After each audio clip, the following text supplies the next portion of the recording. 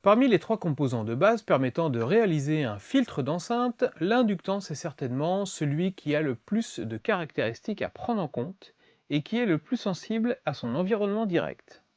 Générique.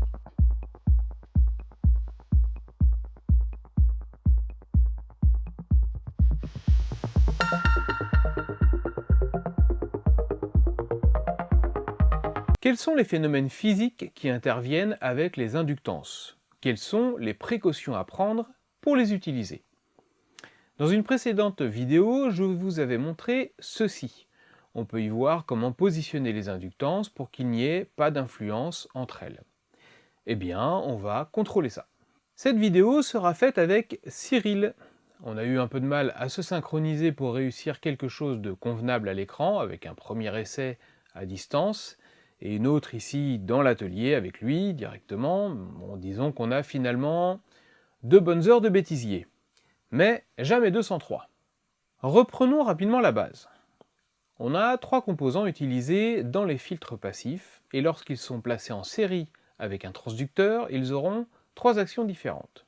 La résistance qui va s'opposer au courant qui la traverse et faire baisser le niveau SPL du haut-parleur. Le condensateur qui va filtrer les basses fréquences, et l'inductance qui va filtrer les hautes fréquences. Une inductance, c'est initialement un fil électrique isolé que l'on va bobiner sur un noyau, généralement un cadre en plastique.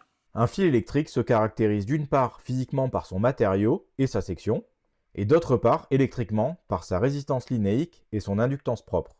Un fil de cuivre de 1 mètre et d'une section de 1,5 mm² aura une résistance de 11,7 milliohms et une inductance de 1 microhenry.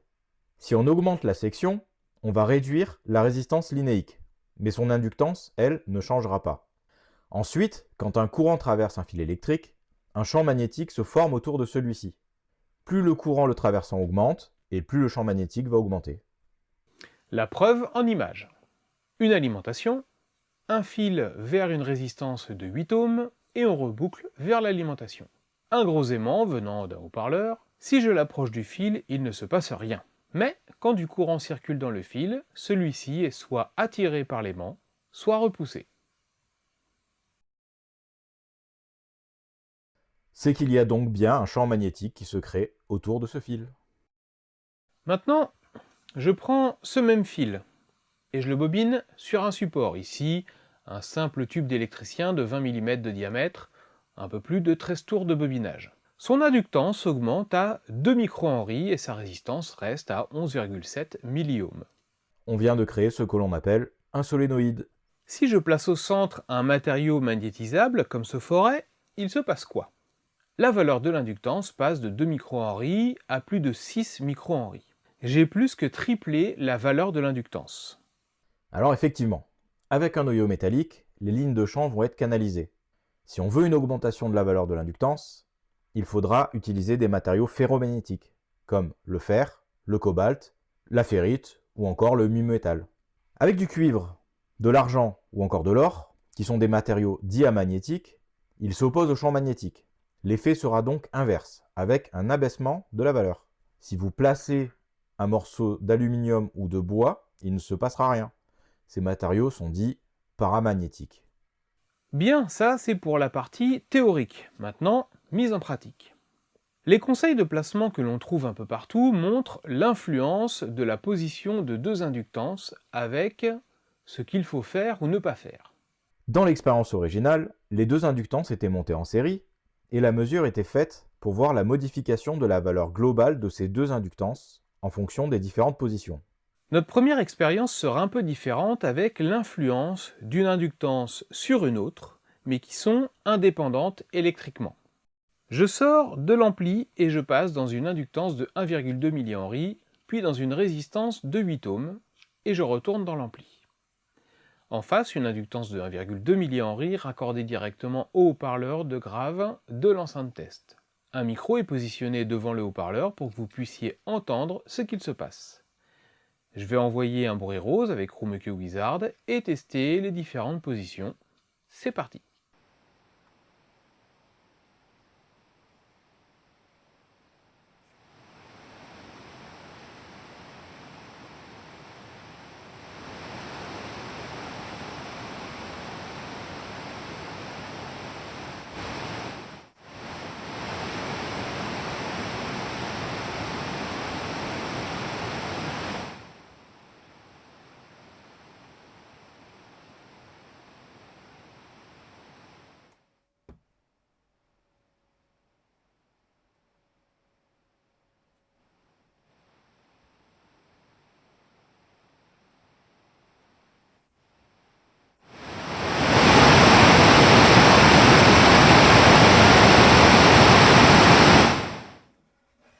crois que c'est assez explicite, il y a bien un transfert de signal de l'inductance primaire vers l'inductance secondaire. On a un début de transformateur mais sans noyau. On constate que malgré le montage différent, les recommandations se vérifient. Mais ici, on est dans un cas très particulier, on est loin d'un filtre d'enceinte. Du coup, il se passe quoi si je fais la même expérience avec un vrai filtre? Et quelles sont les influences liées à la position des inductances sur la réponse en fréquence? Voici le filtre utilisé pour cette seconde expérience. La courbe rouge, la première position avec les inductances écartées. En vert, la seconde position, l'inductance du grave médium en couplage maximal sur l'inductance du filtre CLC du tweeter. Et la troisième position en bleu, l'inductance du grave médium en couplage maximal avec l'inductance du correcteur RLC du tweeter. Avec les mesures en sweep, on voit une modification de la réponse en fréquence entre 1000 et 5000 Hz, en particulier avec la position 2, la courbe verte. Et si on passe avec une mesure en RTA du bruit rose, on retrouve la même zone d'influence qu'avec les sweeps.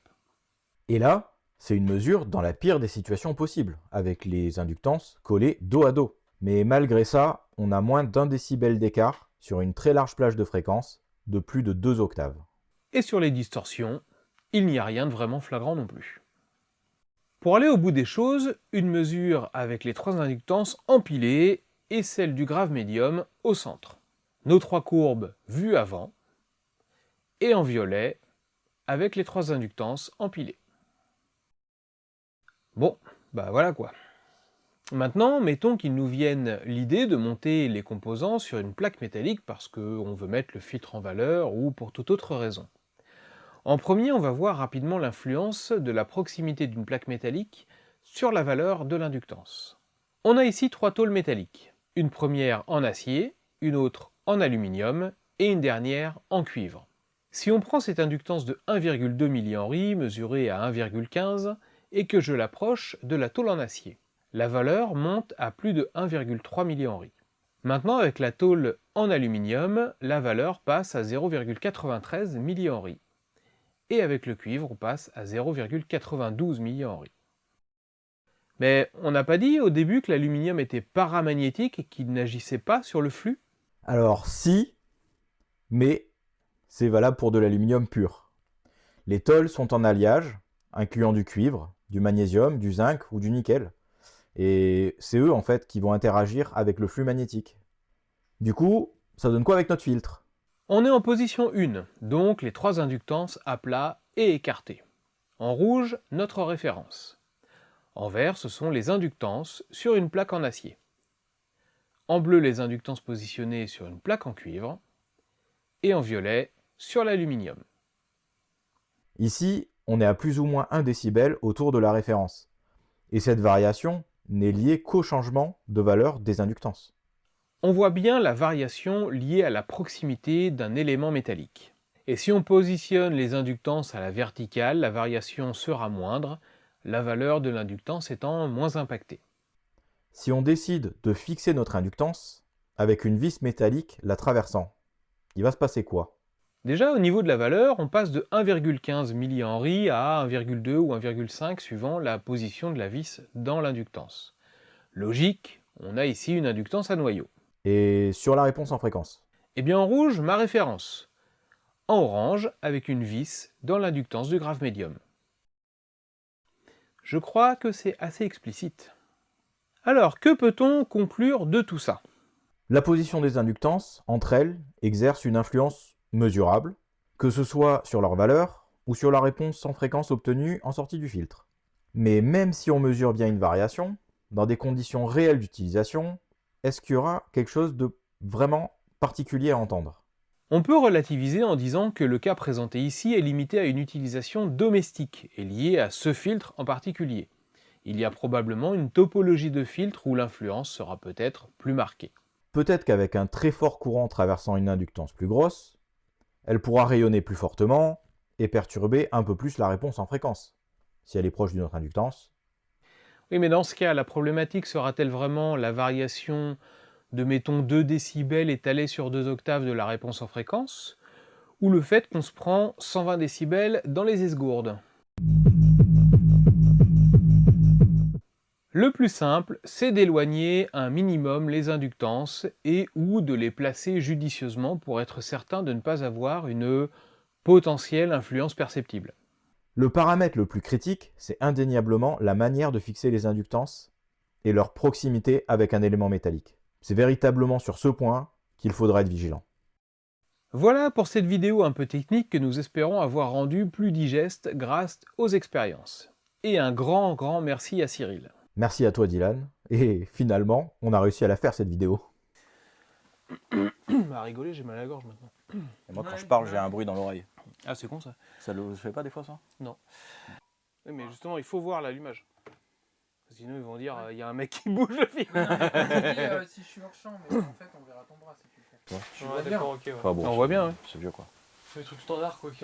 Ouais. Tu le vois bien. Donc on fait l'expérience. Donc je dis ensuite. Ici, vas-y. C'est Pardon, toi ou c'est c'est moi? moi? On fait le Bon, même temps, tu ok. fais mumuse avec. Jamais. Donc pour augmenter la valeur sans augmenter sa taille, en fait, au centre, on va glisser un noyau. Non, fais pas la gestuelle. J'ai vu ces trucs rigolos, j'ai dit merde, putain, il faut pas faire ça. Mets pas ton doigt dedans. Tu filmes ou pas là? Oui. Putain, génial, la c'est longueur, génial. on met Génial. dedans. Ça va faire un joli bêtisier, mais pas ton doigt dedans. À bientôt.